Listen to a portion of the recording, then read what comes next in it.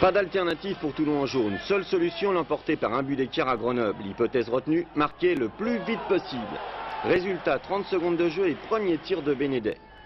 45e seconde, Diallo s'engage sur la gauche et bénéficie d'un corner.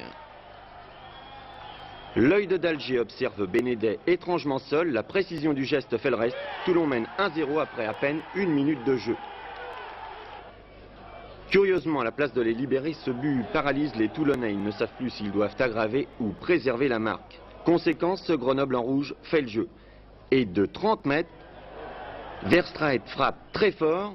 Vizcaíno ne peut que repousser. Morali suit et Grenoble égalise. Tout est à refaire pour Toulon. À nouveau, plus de doute, Toulon est obligé d'appuyer. Les corners se succèdent et d'Alger, encore lui, pose le ballon sur la tête d'Alfano.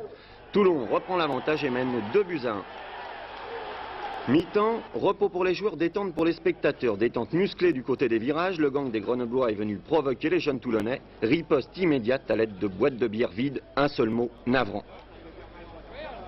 Heureusement, sur le terrain, ce trop-plein d'énergie est mieux utilisé. D'Alger sait qu'une égalisation peut tout remettre en cause, alors il traverse le terrain en dribble chaloupé et en parfait capitaine, donne le 3e but à Diallo à la limite du hors-jeu.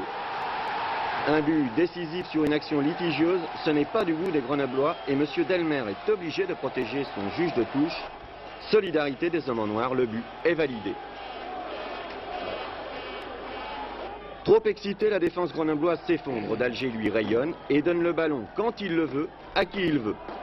Dernier bénéficiaire, Chaussin, pour un 4e but.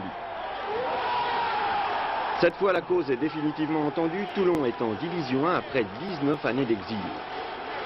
Et le bouquet final, il est pour d'Alger avec un 5e et dernier but. Il est passé par ici, il repassera par là, où ça? Eh bien dans le dos de Madronet, voilà, c'est fait.